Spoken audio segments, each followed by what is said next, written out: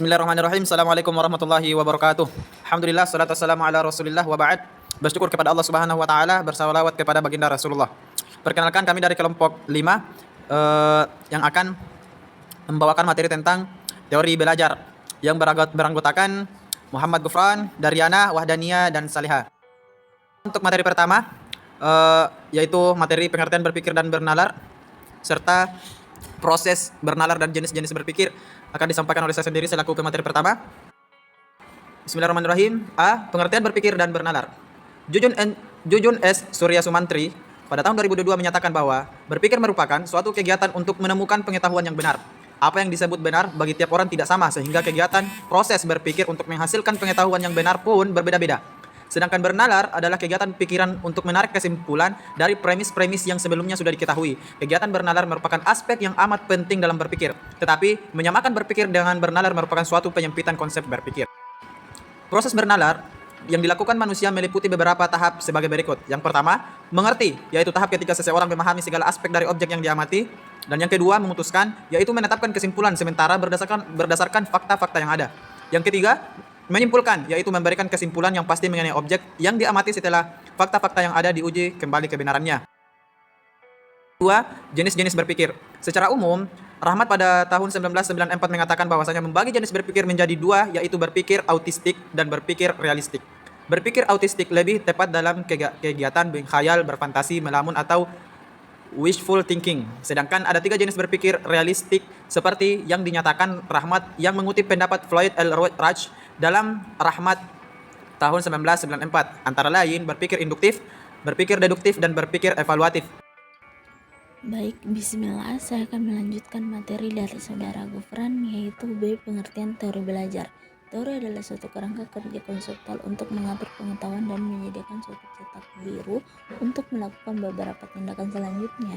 Nah, adapun belajar menurut tanggapan sementara orang adalah sebuah proses yang terjadi dalam otak manusia, saraf dan sel-sel otak yang bekerja mengumpulkan semua yang dilihat oleh mata, didengar oleh telinga, sehingga kemudian disusun kembali dan disimpulkan oleh otak sebagai hasil belajar. Dengan demikian, bahwa teori belajar ini adalah suatu teori yang berkaitan dengan perubahan serta peningkatan kualitas dan kuantitas tingkah laku seseorang di berbagai bidang yang terjadi akibat melakukan interaksi secara terus-menerus dengan lingkungannya. Saya akan melanjutkan pemaparan materi dari saudara Salihah, yaitu bagian C, ciri-ciri teori belajar. Perilaku belajar ditandai dengan ciri-ciri sebagai berikut. Yang pertama, belajar ditandai dengan adanya perubahan tingkah laku. Hal ini berarti hasil dari belajar hanya dapat diamati dari tingkah laku, yaitu adanya perubahan tingkah laku dari tidak tahu menjadi tahu, dari tidak terampil menjadi terampil, dan lain sebagainya. Yang kedua, perubahan perilaku relatif permanen.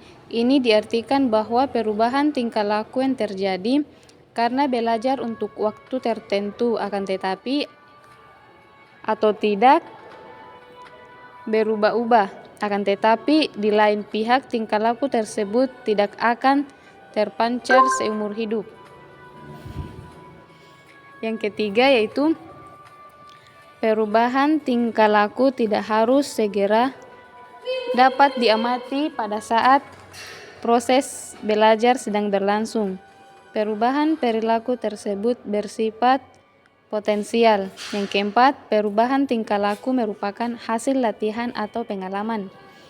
Dan yang kelima, pengalaman atau latihan dapat memberi penguatan, sesuatu yang memperkuat, memberikan semangat atau dorongan untuk mengubah tingkah laku.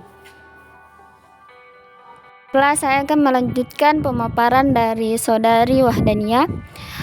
Bagian D, jenis-jenis teori belajar. 1. Teori belajar behaviorisme. Teori belajar behaviorisme atau kadang disebut behavioristik adalah salah satu teori pembelajaran yang paling tua. Yang kedua, teori belajar kognitif. Istilah kognitif diartikan sebagai potensi intelektual yang terdiri dari tahapan yaitu pengetahuan, pemahaman, penerapan, analisis, sintesis, evaluasi. Yang ketiga, teori belajar konstruktivisme. Yang keempat, teori belajar sosial. Teori belajar sosial merupakan perluasan dari teori belajar perilaku yang tradisional.